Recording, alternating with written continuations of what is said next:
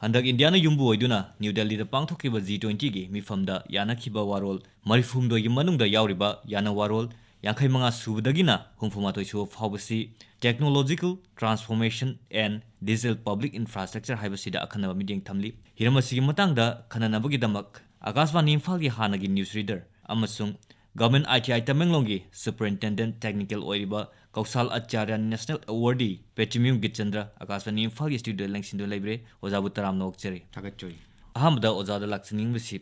Digital Public Infrastructure haibasi Karino Masi Malemgi Thakta Semgatnaba G20 gi Bharat ki Presidency manungda akhanana miyeng thamlibasi karigino haibasi matangda wafung khar thamyoza Premananda September 10 New Delhi da summit meeting pangthokhiba G20 si antarjati gi oiba sel thumgi lamda amana amabu tengbang pinanaba semkhiba malem gi thakta leba forum ama oina digital public infrastructure DPI da akhanaba miyeng thamlibasi ekoi gi laibak bharat ta masigi mai pak pase khangbadagi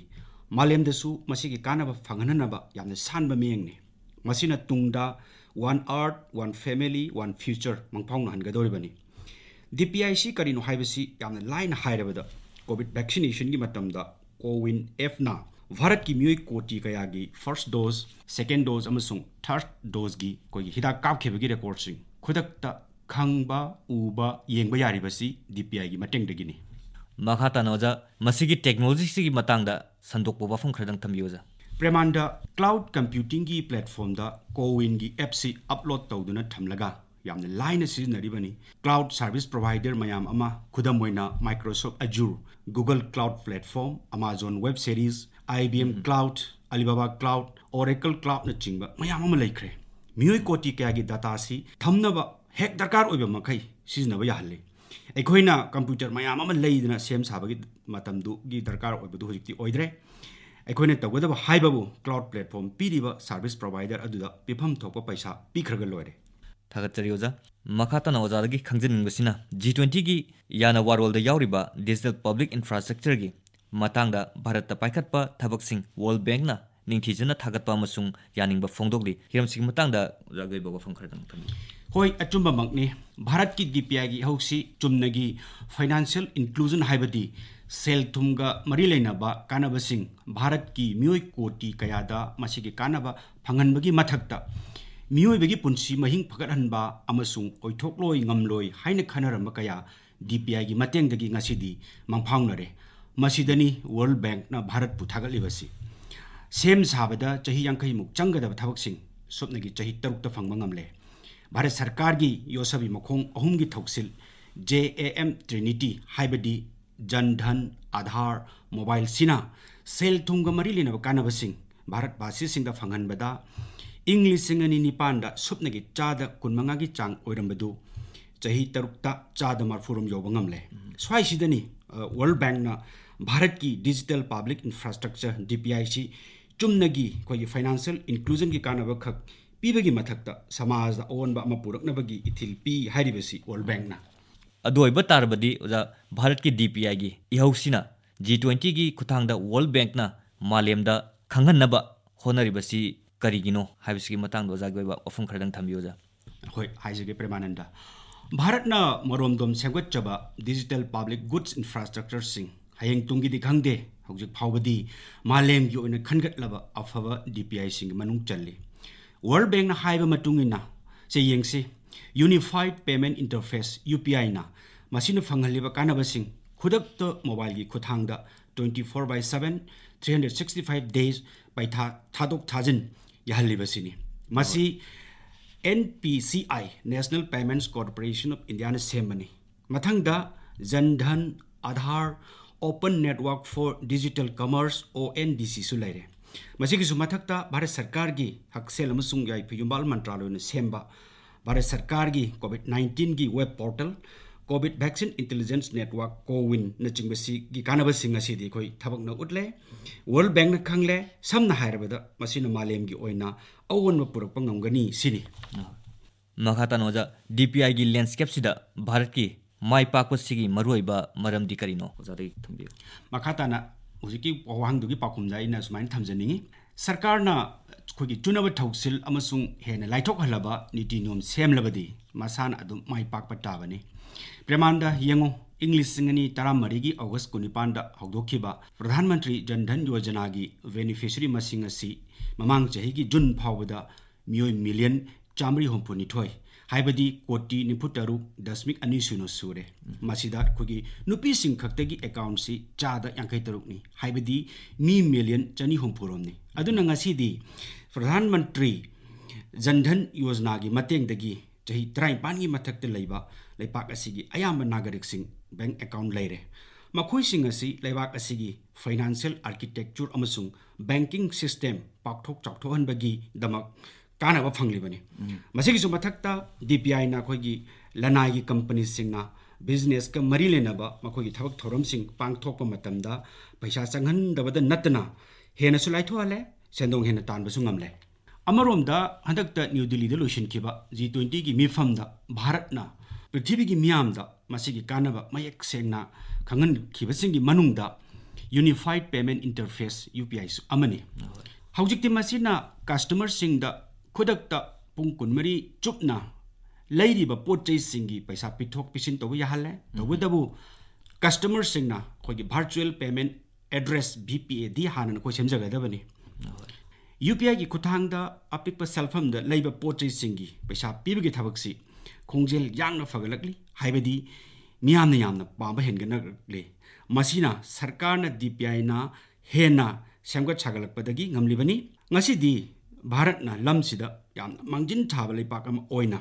ꯃꯥꯂꯦꯝꯒꯤ ꯑꯇꯩ ꯂꯩꯕꯥꯛꯁꯤꯡ ꯍꯥꯏꯕꯗꯤ Sri Lanka France United Arab Emirates ꯑꯃꯁꯨꯡ ꯁꯤꯡꯒꯥꯄꯨꯔꯅꯆꯤꯡꯕ ꯂꯩꯕꯥꯛꯁꯤꯡꯒ ꯈꯨꯠꯁꯝꯅꯗꯨꯅ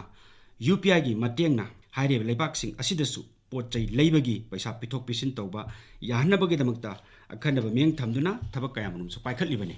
ꯍꯧꯈꯤꯕ G20ꯒꯤ ꯃꯤꯐꯝꯗꯨꯗ technological transformation and digital public ꯏꯟꯐ꯭ꯔꯥꯁꯇ꯭ꯔꯛꯆꯔꯒꯤ ꯋꯥꯐꯝ ꯈꯟꯅꯔꯛꯄꯗ ꯑꯁꯣꯏꯉꯥꯝ ꯌꯥꯎꯍꯟꯗꯅꯕ ꯂꯧꯈꯠꯀꯗꯕ ꯆꯦꯛꯁꯤꯟ ꯊꯧꯔꯥꯡꯁꯤꯡ ꯇꯨꯡ ꯀꯣꯏꯅ ꯆꯠꯅꯍꯟꯅꯕ ꯑꯃꯁꯨꯡ ꯗꯤꯖꯤꯇꯦꯜ ꯏꯀꯣꯅꯣꯃꯤꯕꯨ ꯃꯤꯌꯥꯝꯗ ꯀꯔꯝꯅ ꯄꯥꯝꯅꯍꯟꯒꯅꯤ ꯍꯥꯏꯕꯁꯤꯗ ꯅꯤꯡꯊꯤꯅ ꯈꯟꯅꯈꯤ DPIꯗ ꯃꯥꯂꯦꯝꯒꯤ ꯑꯣꯏꯅ ꯃꯥꯡꯖꯤꯜ ꯊꯥꯔꯤꯕ ꯂꯩꯕꯥꯛ ꯑꯃ ꯑꯣꯏꯅ ꯂꯝꯁꯤꯗ ꯚꯥꯔꯠꯀꯤ ꯃꯣꯗꯦꯜ ꯑꯗꯨ ꯈꯔ ꯁꯟꯗꯣꯛꯅ ꯇꯥꯛꯄꯤꯌꯨ ꯍꯣꯏ ꯃꯁꯤꯗ ꯑꯩꯈꯣꯏꯅ ꯅꯤꯡꯁꯤꯡꯕ ꯌꯥꯕꯁꯤ ꯍꯤꯡꯕꯗ ꯑꯩꯈꯣꯏꯒꯤ ꯇꯉꯥꯏꯐꯗꯅ ꯆꯪꯕ ꯊꯕꯛꯁꯤꯡ ꯁꯃꯥꯖꯗ ꯂꯩꯔꯤꯕ ꯃꯤꯄꯨꯝ ꯈꯨꯗꯤꯡꯗ ꯐꯪꯍꯜꯂꯤꯕ ꯗꯤꯖꯤꯇꯦꯜ ꯄꯕ꯭ꯂꯤꯛ ꯒꯨꯗꯁꯤꯡ ꯑꯁꯤ ꯑꯩꯈꯣꯏꯒꯤ DPIꯅ ꯁꯦꯝꯒꯠꯄꯅꯤ ꯃꯁꯤ ꯃꯤꯄꯨꯝ ꯈꯨꯗꯤꯡꯅ ꯁꯤꯖꯤꯟꯅꯕ ꯌꯥꯏ ꯄꯤꯔꯤꯕ ꯑꯃꯁꯨꯡ ꯐꯪꯂꯤꯕ ꯅꯥꯀꯜ ꯑꯅꯤꯃꯛꯇ ꯀꯥꯟꯅꯍꯜꯂꯤ ꯂꯣꯏꯅꯅ ꯃꯇꯝꯒꯤ ꯃꯇꯨꯡ ꯏꯟꯅ ꯄ꯭ꯂꯦꯠꯐꯣꯔꯝ ꯑꯁꯤ ꯑꯩꯈꯣꯏ ꯐꯒꯠꯍꯟꯕ ꯌꯥꯏ ꯃꯃꯥꯡꯗꯁꯨ ꯑꯩ ꯍꯥꯏꯖꯈ꯭ꯔꯦ ꯚꯥꯔꯠꯇ ꯆꯥꯡꯌꯦꯡ ꯑꯣꯏꯅ ꯄꯥꯏꯈꯠꯄ ꯑꯙꯥꯔ UPI ꯑꯃꯁꯨꯡ ꯑꯦꯀꯥꯎꯟ ꯑꯦꯒ꯭ꯔꯤꯒꯦꯇꯔꯁꯤꯡꯁꯤ ꯉꯁꯤꯗꯤ ꯑꯩꯈꯣꯏꯒꯤ ꯅꯤꯡꯊꯤꯅ ꯃꯥꯏ ꯄꯥꯛꯂꯦ ꯃꯁꯤꯅ ꯚꯥꯔꯠꯀꯤ ꯑꯣꯏꯅꯗꯤ ꯗꯤꯖꯤꯇꯦꯜ ꯂꯦꯟꯁꯀꯦꯞꯇ ꯆꯥꯎꯅ ꯑꯑꯣꯟꯕ ꯄꯨꯔꯛꯂꯦ ꯁꯦꯜ ꯊꯨꯝꯒꯤ ꯂꯝꯗ ꯈꯛꯇ ꯅꯠꯇꯅ ꯁꯔꯀꯥꯔꯅ ꯄꯥꯏꯈꯠꯄ ꯇꯣꯉꯥꯟ ꯇꯣꯉꯥꯟꯕ ꯂꯝꯁꯤꯡꯒꯤ ꯀꯥꯟꯅꯕꯁꯤꯡ ꯃꯤꯌꯥꯝꯗ ꯌꯧꯍꯟꯕ ꯉꯝꯂꯦ ꯚꯥꯔꯠꯀꯤ ꯑꯩꯈꯣꯏꯒꯤ DPIꯒꯤ ꯏꯀꯣꯁꯤꯁꯇꯦꯝꯁꯤ ꯏꯟꯗꯤꯌꯥ ꯁ꯭ꯇꯦꯛ ꯀꯧꯏ ꯃꯁꯤ ꯑꯃꯒ ꯃꯔꯤ ꯂꯩꯅꯕ ꯃꯅꯤꯡꯇꯝꯕ ꯕ꯭ꯂꯣꯛꯁꯤꯡꯅꯤ ꯃꯁꯤꯅ ꯄꯤꯔꯤꯕ ꯀꯥꯟꯅꯕꯁꯤꯡꯗꯤ ꯃꯤ ꯑꯃꯒꯤ ꯃꯁꯛ ꯇꯥꯛꯄ ꯑꯥꯏꯗꯦꯟꯇꯤꯇꯤ ꯑꯩꯈꯣꯏꯒꯤ ꯁꯦꯜ ꯄꯤꯊꯣꯛ ꯄꯤꯁꯤꯟ ꯇꯧꯕ ꯄꯦꯃꯦꯟ ꯗꯥꯇꯥ ꯄꯤꯊꯣꯛ ꯄꯤꯁꯤꯟ ꯇꯧꯕ ꯁꯤꯌꯔꯤꯡ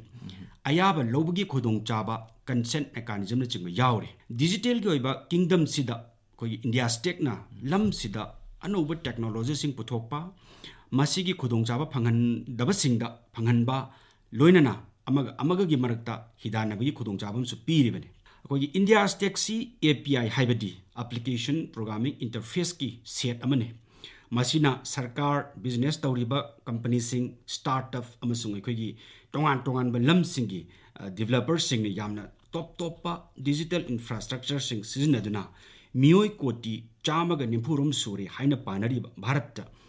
ꯃꯈꯜ ꯑꯃꯒꯤ ꯊꯕꯛ ꯊꯧꯔꯝ ꯑꯃ ꯍꯦꯛꯇ ꯄꯥꯏꯈꯠꯄꯗ ꯃꯤ ꯃꯁꯥꯗꯨ ꯌꯥꯎꯍꯟꯗꯅ ꯑꯗꯒꯤ ꯆꯦ ꯁꯤꯖꯤꯟꯅꯗꯅ ꯁꯦꯜ ꯍꯛꯊꯦꯡꯅꯅ ꯄꯤꯊꯣꯛ ꯄꯤꯁꯤꯟ ꯇꯧꯗꯅ ꯀꯔꯝꯅ ꯊꯕꯛ ꯇꯧꯒꯅꯤ ꯍꯥꯏꯕꯁꯤꯒꯤ ꯄꯥꯝꯕꯩ ꯄꯨꯊꯣꯛ ꯄꯨꯁꯤꯟ ꯍꯧꯖꯤꯛ ꯑꯩꯈꯣꯏ ꯄꯤꯁꯤꯒꯦ ꯍꯥꯏꯕꯁꯤꯗꯩꯗ ꯍꯧꯖꯤꯛ ꯑꯩꯈꯣই ꯈꯟꯅꯔꯛꯂꯤꯕꯅꯤ ꯃꯁꯤꯅꯁꯨ ꯂꯣꯏꯕ ꯅꯠꯇꯦ ꯄ꯭ꯔꯦꯃꯥꯟꯗ ꯏꯟꯗꯤꯌꯥ ꯁ꯭ꯇꯦꯛꯀꯤ API ꯁꯦꯠꯅ ꯃꯇꯝ ꯑꯃꯗ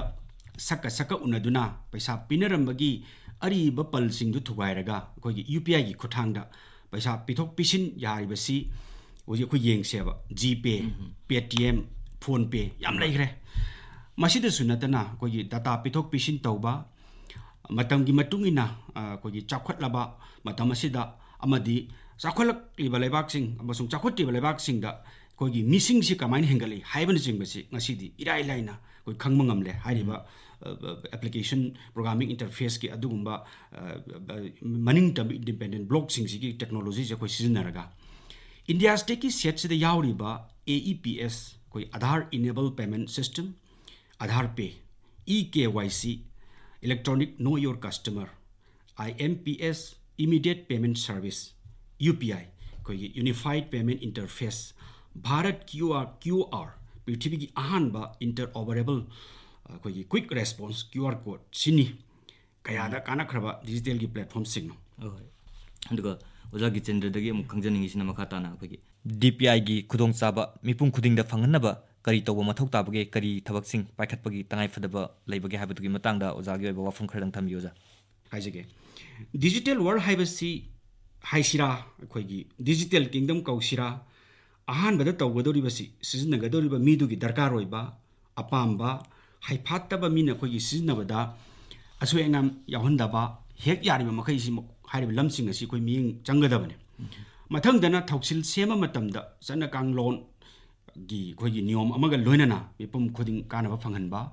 पुनम असिगी सुमथक्ता कोइ सिजनरिबसिंगी डाटा गी कोइ अरोन थुप निंथिना ngak chenduna thamgadabani lamdam amasung jati kanglupsingi wafam kaukthoklaga khangningbा वाफमसिंग हेक्तमक खंगनिंगलिबा मीदु खंगबा याहनगदबनी अमरोमदना DPI ना कोनचिनबा ngamdriba समाजगी मियोय कांगलुपसिंग मसक खंगदोकलगा हानना माइ पाखरबा DPI गी खोगी इकोसिस्टम की कानबसिंग मियोय कांगलुपतुगा खोगी चुनबा मोंगदा दरकार गी मतुंगिना सेमदोकपा मसिगिदम अखोय चांग नाइना डाटा खोमजिनबा अमसुंग अफफटगी मरमदा वाता तोकचासिन तौनबगी खुदोंचाबसु फंगनगदबनी पुनम असिगी मथक्ता कोई डिजिटल इकोसिस्टम की कानबसिंग मसिगी मरमदा खंगद्रिबा कोई कंज्यूमर सिंगदा खंगनबा लमसिदा खंगलबा कोई कम्युनिटी लीडर नत्रगा बिजनेस करेस्पोंडेंट सिंग सोय कोई सेंगुटकदबनी मखाताना मोजादगी खंजनिंगलिबिसिना थोंग मानना DPI गी खुदोंचाबा फंगनबदा मसुंग लेबागसिगी मियामदा पीरिबा कानबसिंगी मतंगदा वाफम खरदंग तापियोजा Premananda कोई लेबाग सिगी नागरिक सिंग अमसुंग संस्थान सिंगदा तंगाई फदना कोई चंगदबा याद्रबा सर्विसिंग थोंग मानना फंगनबदा डिजिटल इकोनॉमी ना अचौबा थौदांग अमन लौरी मसिना भारत बासी सिंग सेल थुंगी फिबम फगतहनबदा नतना समाज गी चाखुत थौरांगदा हेना मतेंग पांगसिलिबनी लमदम अमगा गी मरक्ता लाइपाक की लन थुमजे कोई चांग मानना योहनबदा मतेंग होय tung koina chanagada amasung matik chaba senmilon ama sengot pangami lebak asigi kachil koya sinba thungna DPI gi machak mathum sing leirabadi koi gi makal khuding maki online gi khuthang da taw thabak sing samaj gi sothawrba kanglop sing hanana masigi khudong chaba fangdriba mafam sing dasu konchin mangam godori bani हौजिक ओजा गिचंद्रना थंबिरिब सिंगसिदा थौमसिबु ताबिरिब सिंगना हेना लाइना खंगदबा खुदम खरदंग थंबियोजा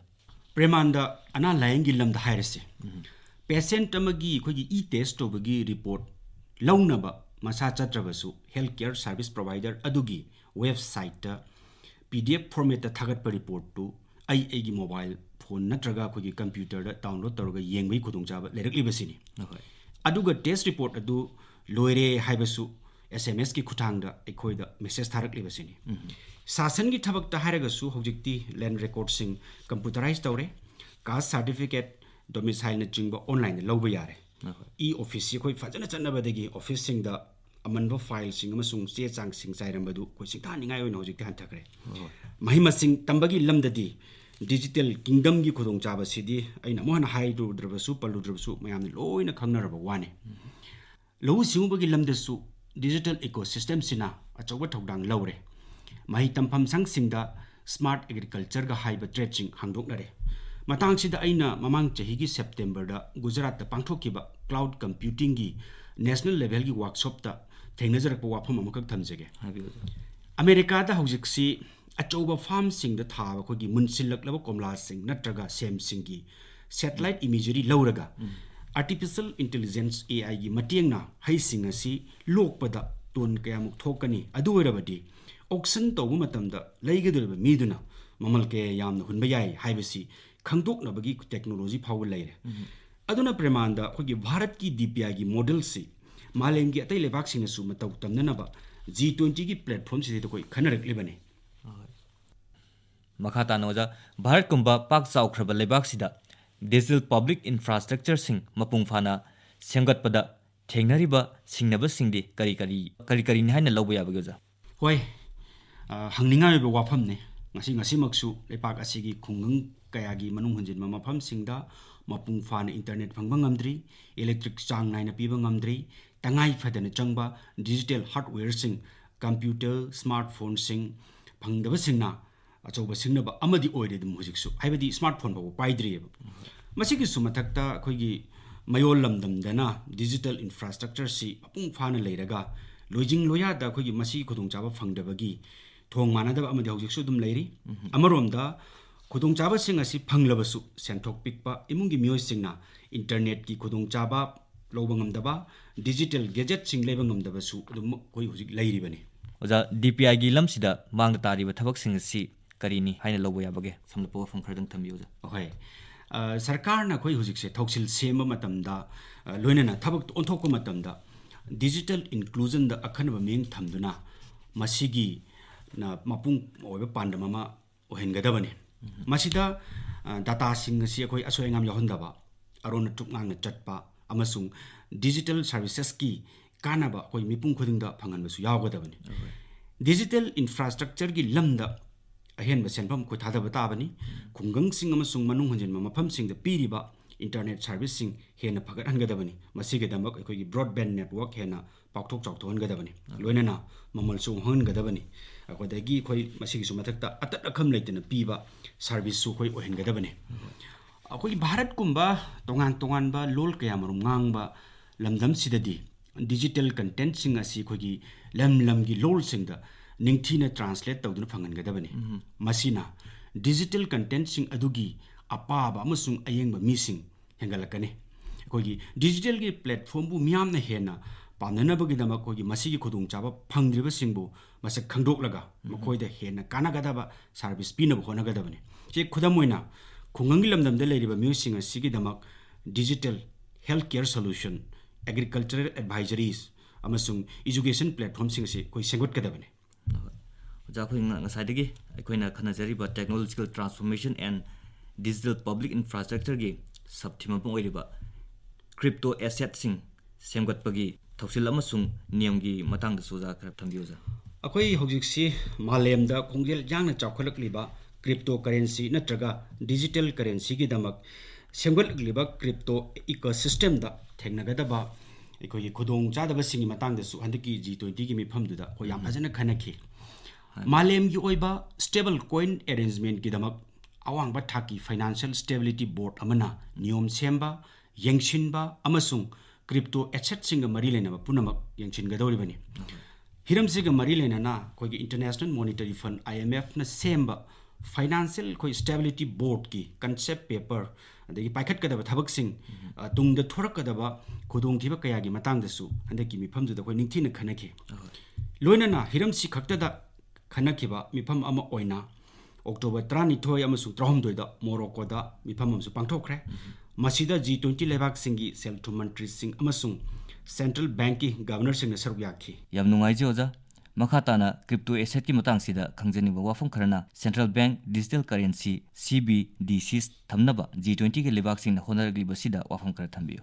malem gi oina hojik chanari ba tongan ba lebak sing gi marakta sel thum pithok pisin tongnabada tangai phadana ingadaba niyam sing amasung chana kangon sing sida karigumbada central bank sing sigi digital currency singna mahut silakpa matamda tungda thengnarakadaba amang atong sing aduni handaki mifam sida khanagribasi haibadi blockchain technology da yumpham oiduna semgalakliba digital currency sing sisu khongjel yangna chakholakliba lamamani adubu apaphatadi hana koi khana hugdaba yadabani natra Premananda matang sida English sing mga chamapan kuntra da koi linkhat kiba Bank for Industrial Settlement BIS masida yauri bana Bharat ki Reserve Bank kumba tongan balepa khomphum doigi Central Bank singi Innovation Hub na sem saba digital currency ki report sing koigi handaki G20 ki mifam sida ningthina khanaki masida su natana International Monetary Fund IMF na lam sida thijinduna semba report mamutana khanaki hoi pumnamak digital currency bu pak sana siznarakpada thengnagadaba khudong thibasing tungoinaraga lam sida karamne hena khomang chawchilhangani haibasini BIS Innovation Hub na koigi digital currency ki lamda malemgi oina central banking community singi marakta karamna hena mateng pangnagani loinana lam sida nongna puthorakpa technology singi kanaba karamna lawgani haibasida akhanaba meng thamle masina lam sida awonba purakpada natana masigi kanaba mapung phana lawduna malemgi financial system pagalanbadasu meng thamle makatan oja Gitchandra hojik takpe swida digital ecosystem asisu miyamna pamnanaba G20 gi lebak singna khonai haibasini hoi malem sida leiriba mipum khudingmak financially include tohange hairabadi digital ecosystem da adumuk mataba hoi masigi damak hek leiriba digital tools sing technology sing sizinaduna amasung koi lam sida matam matam gi puthorakliba anaw awonbasing loksinduna khudong thiba thokloidaba tung koina chanagadaba digital ecosystem gi mateng lawgadoribani digital ecosystem na malem gi mipum khudingmak financial inclusion gi khudong chaba pinaba honariba sigi mathakta ngasi di longmi singna digital technology de yumpham oiba smart agriculture agri-tech startups amasung digital technology de yumpham oiduna micro small and medium enterprises ki wakhalon sing thabak to onthokadawri business tawgadawri mi kaya thabak pigadawri sendong tangadawri amarom dana World Health Organization WHO gi miyang makhada Global Initiative on Digital Health GIDS ta yumpham oiduna malem gi digital health ecosystem nong semgadawri masida data protection gi niyom sing su hapsin gadawri bani masina su loidri nat ki obe chanaba sing ngak senduna thamba amasung yokhatpada digital technology na achoba thogdan lawgadawri khanajari bahiram sigi atopa thim amasu oiriba artificial intelligence bu miyamgi yaifanaba thabak singda karamna sijinagani haibasigi matangda ojadagi wafam khardang thambiyoja Premananda khongjel yangna chakholakliba khoigi digital ecosystem sida artificial intelligence AI somani khoi G20 gi mifamda machining thina khanaki AI gi lamda khoigi hena chakholi makhai malem gi digital economy gi senbilon su hena fagalakadori bani mifamdu da AI bu human centric oiba mongda sizinaduna tongan ba lam singi singnaba sing thengnabada AI sinagadori bani masigi damak AI title leba mongda semgatpa sizinaba AI na ikoi human right manghandaba masigi mangjaba tongjaba manung mapan fauna transparency lehenba accountable ohenba ethics privacy na chingba kaya gi matang da sukhanaki malengi thakta khoi AI bu karamna govern tawgani haibasi akhoi gi afaba lambi da sizinabagi wafam sukhanai maramdi AI si khoi phattaba lambi da su sizinaba yaba technology mane malemgi khoigi sustainable development goals sing phanganaba khonabada diet laiba artificial intelligence ki environment ama sangat pachisu G20 gi mifamda koi ningthina khanaki matang sida koi ningsing ba yaba wafamdi habiyoja kunma thoi suba chahi chagi hagulakpadagi khongjel yana changchilakliba fourth industrial revolution industry 4.0 sidasu AI robotics quantum computing additive manufacturing internet of things na anoba inot ama pire haina ekoi father of industry 4.0 haina khangnariba Henrik von Silna hanana koi phongdokhrabani am nungaijoja aroibodoja aroiboina khangjaningbusi hojik ojana phongdokpikhiba industry 4.0 sige haibadi industrial revolutions gi maruaiba driversing asidi kari na oigadoribano oja industry 4.1 na hairibadi ahanbada technology du khakta khanganu puthokadoriba pottu gi magun natraga kanabadu hana yengo ani subadana afaba khusu khulaising puthokpa khakta da khanganu miyoiba samaj ge su khanlu hum subana amasung aroibadana hek hawbadagi pandamadu mayek sengna khangdo haibasini khudamune hekta haijerage aikhoigi nongchup thangba Australia da leiba achoba office samada engineer kangbu amana khusu khulai sabada yamna kanareba mineral sing oiriba nickel tamasung cobalt fangba khoni amagi chama chap manaba 3D gi image sing achoba screen amada kapthoktuna thamlaga khoni asidagi nickel tamasung cobalt lokthokpada haibadi khoni tawbada kari khudongtiba thokani haibasi hanana ꯈꯪꯅꯅꯕ ꯍꯣꯠꯅꯔꯦ ꯃꯁꯤꯅꯤ fort industrial ꯔꯤꯚꯣꯂꯨꯁꯟꯒꯤ ꯃꯇꯝꯁꯤꯗ ꯑꯩꯈꯣꯏꯒꯤ ꯆꯪꯁꯜꯂꯛꯂꯤꯕ ꯏꯍꯧꯁꯦ ꯑꯗꯨꯅ ꯀꯨꯟꯃꯥꯊꯣꯏ ꯁꯨꯕ ꯑꯩꯈꯣꯏꯒꯤ ꯆꯍꯤ ꯆꯥꯁꯤ ꯍꯧꯒꯠꯂꯛꯄꯗꯒꯤ ꯆꯪꯁꯤꯜꯂꯛꯂꯤꯕ ꯏꯟꯗꯁꯇ꯭ꯔꯤ 4.0ꯒꯤ ꯑꯑꯣꯟꯕ ꯁꯛꯇꯝꯁꯤꯗꯤ ꯍꯥꯟꯅꯗꯒꯤ ꯑꯩꯈꯣꯏ ꯈꯨꯃꯥꯡ ꯆꯥꯎꯁꯤꯟꯗꯅ ꯂꯩꯖꯔꯕ ꯀꯣꯜ ꯀꯔꯈꯅꯥꯁꯤꯡꯅ ꯄꯣꯠ ꯆꯩ ꯄꯨꯊꯣꯛꯄꯒꯤ ꯃꯑꯣꯡ ꯃꯁꯤꯒꯤ ꯊꯕꯛ ꯊꯧꯔꯝꯁꯤꯡ ꯑꯁꯤꯗ ꯗꯤꯖꯤꯇꯦꯜ ꯇꯦꯛꯅꯣꯂꯣꯖꯤꯁꯤꯡ ꯁꯤꯖꯤꯟꯅꯗꯨꯅ ꯍꯥꯟꯅꯗꯒꯤ ꯍꯦꯟꯅ ꯂꯥꯏꯊꯣꯛꯍꯜꯂꯛꯄ ꯑꯃꯁꯨꯡ ꯈꯨꯃꯥꯡ ꯆꯥꯎꯁꯤꯜꯂꯛꯄꯁꯤꯅꯤ ꯃꯤꯅ ꯇꯧꯔꯝꯕ ꯊꯕꯛ ꯀꯌꯥ ꯃꯦꯆꯤꯟꯅ ꯇꯞꯅ ꯇꯞꯅ ꯃꯍꯨꯠ ꯁꯤꯜꯂꯛꯂꯦ ꯂꯝꯁꯤꯗ ꯍꯧꯈꯤꯕ ꯆꯍꯤ 250ꯔꯣꯝꯁꯤꯗ ꯑꯃꯨꯛꯇ ꯑꯣꯏꯈꯤꯗ꯭ꯔꯤꯕ ꯃꯑꯣꯡꯗ ꯀꯣꯜ ꯀꯔꯈꯅꯥꯁꯤꯡꯅ ꯄꯣꯠ ꯆꯩ ꯄꯨꯊꯣꯛꯄꯒꯤ ꯆꯥꯡ ꯈꯪꯍꯦꯟ ꯍꯦꯟꯒꯠꯂꯛꯄ ꯄꯨꯊꯣꯛꯄꯒꯤ ꯅꯃꯨꯅꯥ ꯍꯣꯡꯂꯛꯄ ꯂꯨꯈ꯭ꯔꯕ ꯊꯧꯑꯣꯡ ꯀꯌꯥ ꯑꯩꯈꯣꯏꯒꯤ ꯗꯤꯖꯤꯇꯦꯜ ꯇꯦꯛꯅꯣꯂꯣꯖꯤꯅ ꯍꯦꯟꯅ ꯂꯥꯏꯊꯣꯛꯍꯜꯂꯛꯄ ꯀꯌꯥ ꯑꯩꯈꯣꯏꯒꯤ ꯃꯤꯠꯃꯥꯡꯗ ꯉꯁꯤꯗꯤ ꯊꯣꯛꯂꯔꯦ ꯑꯗꯨꯕꯨ ꯗꯤꯖꯤꯇꯦꯜ ꯇꯦꯛꯅꯣꯂꯣꯖꯤꯅ ꯃꯇꯦꯡ ꯄꯥꯡꯁꯤꯟꯕꯗꯒꯤ ꯑꯣꯏꯔꯛꯂꯤꯕ ꯍꯣꯡꯂꯛꯂꯤꯕ ꯄꯨꯝꯅꯃꯛꯀꯤ ꯑꯃꯠꯇ ꯉꯥꯏꯔꯕ ꯄꯥꯟꯗꯝꯗꯤ ꯑꯩꯈꯣꯏ ꯃꯤꯑꯣꯏꯕ ꯁꯃꯥꯖꯗ ꯀꯥꯟꯅꯕ ꯃꯒꯨꯟ ꯂꯩꯕ ꯄꯣꯠꯁꯛꯁꯤꯡ ꯑꯣꯏꯍꯟꯕꯗꯨꯅꯤ ꯉꯁꯤꯗꯤ ꯗꯤꯖꯤꯇꯦꯜ ꯐꯤꯖꯤꯀꯦꯜ ꯚꯔꯆꯨꯋꯦꯜ ꯋꯥꯔꯜड ꯑꯍꯨꯝ ꯑꯁꯤ ꯄꯨꯟꯁꯤꯜꯂꯛꯄꯗꯒꯤ ꯑꯃꯨꯛꯇ ꯑꯣꯏꯈꯤꯗ꯭ꯔꯤꯕ ꯃꯑꯣꯡꯗ ꯒ꯭ꯔꯣꯠ ꯑꯃꯁꯨꯡ ꯄ꯭ꯔꯗꯛꯇꯤꯚꯤꯇꯤꯒꯤ ꯆꯥꯡ ꯍꯦꯟꯒꯠꯂꯛꯂꯦ ꯂꯝꯁꯤꯗ ꯑꯩꯈꯣꯏ ꯍꯤꯗꯥꯟꯅꯕꯒꯤ ꯆꯥꯡꯁꯨ ꯍꯦꯟꯒꯠꯂꯛꯂꯦ ꯄꯣꯠ ꯄꯨꯊꯣꯛꯄꯒꯤ ꯆꯥꯡ ꯆꯥꯗ 35ꯒꯤ ꯆꯥꯡꯗ ꯍꯦꯟꯒꯠꯅ ꯑꯃꯁꯨꯡ ꯆꯥꯗ 30ꯒꯤ ꯆꯥꯡꯗꯅ ꯍꯥꯟꯅꯗꯒꯤ ꯍꯦꯟꯅ ꯊꯨꯅ ꯌꯥꯡꯅ ꯊꯕꯛ ꯇꯧꯕ ꯉꯝꯂꯛꯂꯦ ꯃꯇꯥꯡꯁꯤꯗ ꯄꯟꯕ ꯌꯥꯕ ꯐꯣꯔꯠ ꯏꯟꯗꯁꯇ꯭ꯔꯤꯌꯦꯜ ꯔꯤꯚꯣꯂꯨꯁꯟꯒꯤ ꯇꯉꯥꯏ ꯐꯗꯕ ꯈꯣꯡꯊꯥꯡꯁꯤꯡꯗꯤ digital connectivity and sensors digital engineering ꯑꯔꯣꯏꯕꯗꯅ ꯗꯤꯖꯤꯇꯦꯜ ꯑꯣꯄꯔꯦꯁꯟ ꯑꯁꯤꯅꯤ ꯄꯨꯝꯅꯃꯛ ꯗꯤꯖꯤꯇꯦꯜ ꯏꯀꯣꯁꯤꯁꯇꯦꯝꯗ ꯃꯄꯥꯜ ꯇꯥꯡꯒꯗꯧꯔꯤꯕꯅꯤ ꯑꯗꯨꯒ ꯃꯁꯤꯒꯤ ꯌꯥꯡꯂꯦꯟ ꯁꯔꯨꯅ ꯗꯤꯖꯤꯇꯦꯜ ꯄꯥꯕ꯭ꯂꯤꯛ ꯏꯟꯐ꯭ꯔꯥꯁꯇ꯭ꯔꯛꯆꯔ DPIꯅ ꯑꯣꯏꯒꯗꯧꯔꯤꯕꯅꯤ ꯑꯗꯨꯅꯅꯤ G20ꯒꯤ ꯃꯤꯐꯝꯗ technological transformation and digital public ꯏꯟꯐ꯭ꯔꯥꯁꯇ꯭ꯔꯛꯆꯔꯗ ꯑꯈꯟꯅꯕ ꯃꯤꯠꯌꯦꯡ ꯊꯝꯂꯤꯕꯁꯤ ꯌꯥꯝ ꯅꯨꯡꯉꯥꯏꯖꯩ ꯑꯣꯖꯥ ꯌꯥꯝ ꯅꯨꯡꯉꯥꯏꯖꯩ ꯑꯣꯖꯥ ꯑꯣꯖꯥꯒꯤ ꯑꯆꯤꯟꯕ ꯃꯇꯝ ꯀꯌꯥ ꯀꯥꯏꯊꯣꯛꯄꯤꯗꯨꯅ ꯉꯁꯤ ꯑꯀꯥꯁꯕꯥꯅꯤ ꯏꯝꯐꯥꯜꯒꯤ ꯁ꯭ꯇꯨꯗꯤꯑꯣꯗ ꯂꯦꯡꯕꯤꯔꯛꯇꯨꯅ ꯌꯥꯝꯅ ꯃꯔꯤꯛ ꯆꯨꯝꯕ ꯌꯥꯝꯅ ꯃꯌꯦꯛ ꯁꯦꯡꯕ ꯋꯥꯐꯝ ꯀꯌꯥ ꯊꯝꯕꯤꯕꯒꯤꯗꯃꯛꯇ ꯑꯣꯖꯥꯕꯨ ꯑꯃꯨꯛ ꯍꯟꯅ ꯊꯥꯒꯠꯄ ꯐꯣꯡꯗꯣꯛꯆꯔꯤ ꯊꯥꯒꯠꯆꯔꯤ